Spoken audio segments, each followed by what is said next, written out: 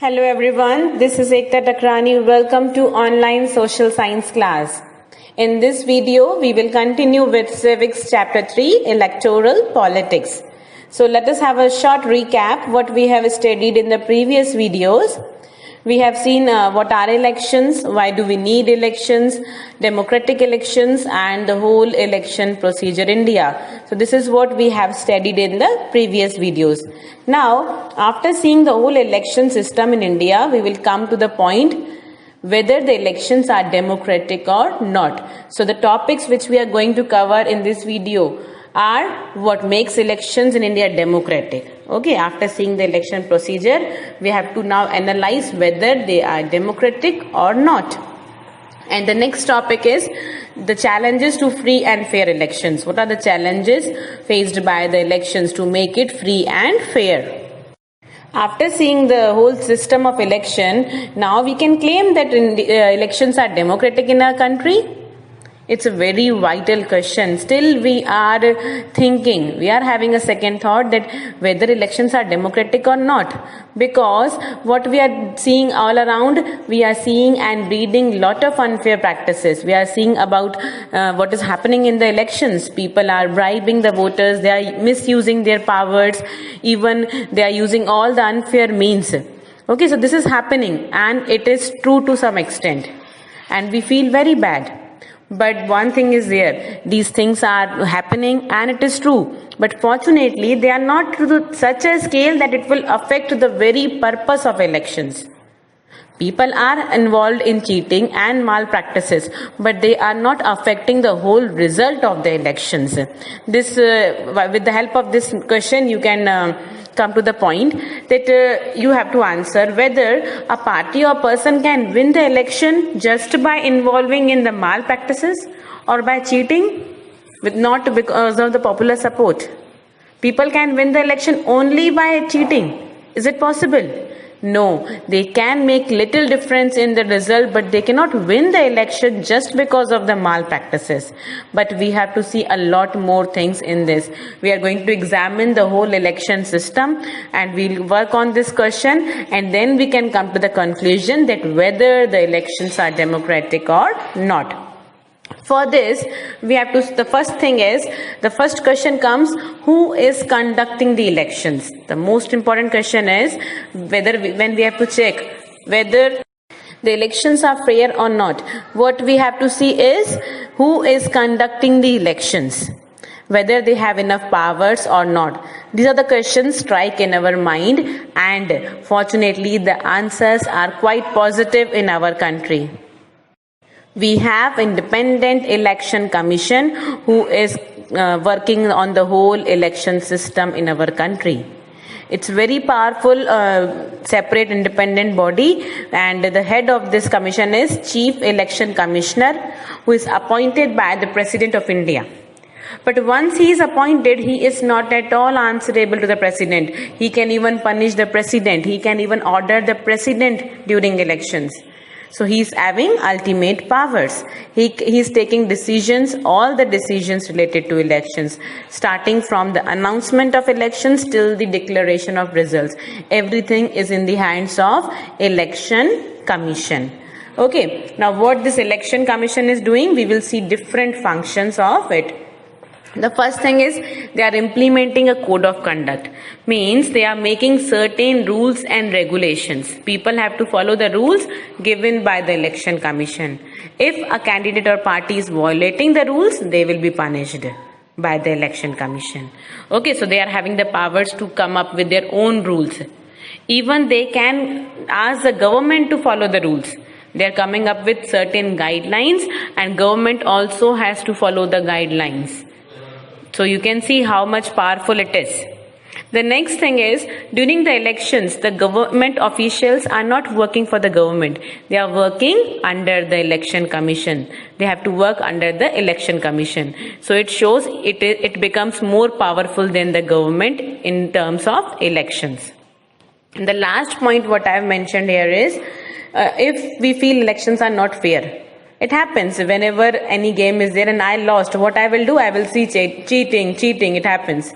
Whenever I lose, I will say cheating. But if the election commission officers, they will feel that elections are not fair, election commission is having the power to ask for the re-election. Only the election commission is having the powers to go for re-election. No other person is having this power. So these are the functions of the election commission. The next question is, in our country, how much the people are involved in election? With this question, the topic came popular participation. How much people are, to what level they are involving themselves in the election system. This will help us to measure the elections, whether they are fair or not. So for this, what we use? Voter turnout. Voter turnout means the percentage of number of eligible voters voting. Here, one side there's a list of voters. Out of them, how much percentage the voters are actually casting their vote is known as voter turnout. So with the help of voter turnout percentage, we can say how much the people are involved in elections. Imagine, suppose there is any competition and there is nothing is organized, it is not fair. You are knowing that it is not going in a fair way. Will you participate in that, or will you get any interest in involving yourself? Or even we don't want to be the audience also for such competition, right? If we don't want to participate in such competition, why people will go and go for voting if they feel elections are not fair? Right? So the voter turnout will tell us that whether the elections are fair or not. Now here is the graph. This line graph will help you to know the voter turnout ratio in our country. This blue line is representing the India's voter turnout. In the percentage, you can see the left side voter turnout percentage is shown. In 1991, 56% voters were casting their vote. And today, in recent, the last scenario, data is given 2015. According to 2015, 66% voters are going for voting. And if you compare this with UK, in UK it was 78 and now it is 66. So it is coming down. But in our country it is going up. So what this graph is telling us, we can come to the conclusion that people are involved. They are having faith in elections, so they are going for voting. Okay.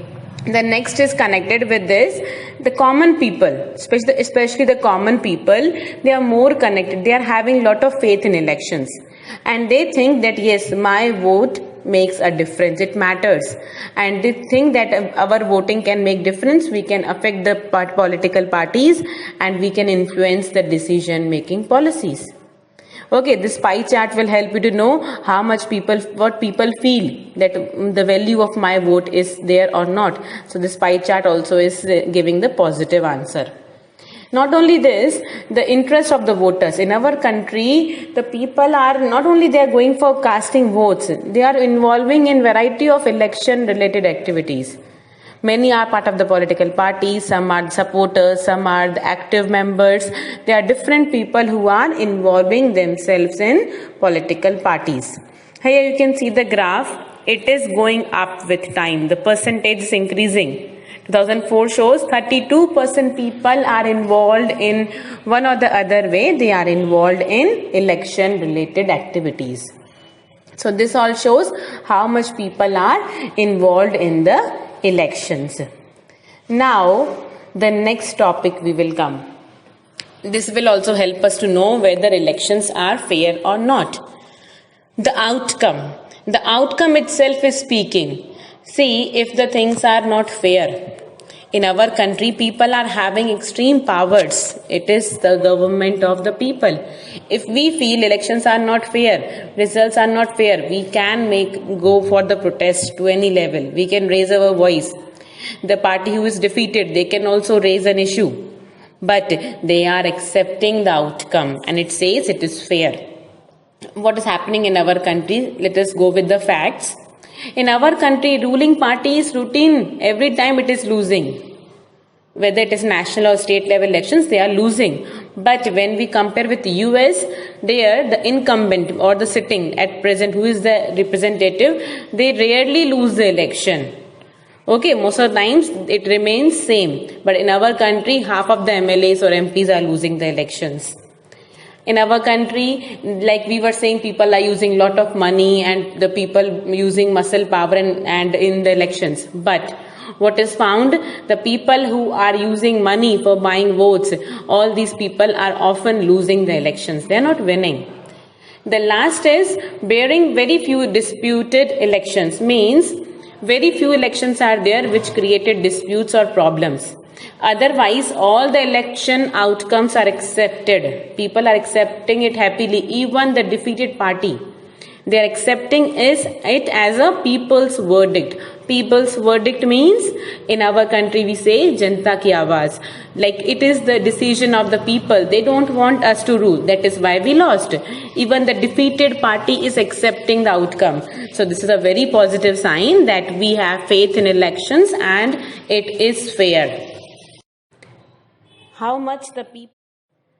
After seeing all these points, now we can come to the conclusion that elections in India are basically free and fair. So now we have a total faith that yes, it is fair. But still there are some questions. There are some deeper questions. If we will ask these questions, the picture will be totally different. Is election really a level playing field? Means it's a common field for everybody? Or if there is a race, everybody is running from the same field? No, it is not similar for all. There are people, like if we compare a common man or we compare the son of a politician, who is having the more chances of winning? There are certain things, still there are challenges. Sometimes we are not getting the real choice for voting. Or an ordinary citizen is not even thinking to win an election. He has to struggle more. Okay, so these things brings a question, are the election really fair in our country? These questions come up with the challenges. There are still many challenges to fair and free elections in our country. So let us see these problems. The first is, like I told you, the power of money. People are using money power to win the elections. And what I said, it is not to the level that they can win by using these things. They cannot win. They are not sure that they will get the victory, but they are enjoying some unfair advantage. If we compare with the smaller or poor people, underprivileged people, the rich people are having more advantages and chances of winning. At least in the constituency, they can use their power. The next thing is, sometimes the people from the criminal background or using their muscle power, they cannot win directly, but they can force others to leave the place. They can force them to leave the place so that they can easily achieve the target. These things are happening. The next thing is, as I have told you, the son of the politician, the families from the political background, what they are doing, they are promoting their own family members and relatives. They are giving them tickets. They are giving them more preference for standing in the election. Common, ordinary people are not getting these chances. Okay, so it is very difficult. They are in a big disadvantage. The underprivileged people, the marginalized group, some of the smaller parties, these people face a big disadvantage. So all these challenges again brings us to the question that yes, we are facing challenges and elections are not actually fair.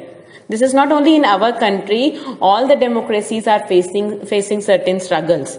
So what we are left after studying this whole chapter, to think of certain reforms, certain methods, how to face these challenges. People are working on this, and being an active member of the country, we should also think of some reforms or some ways to solve these problems.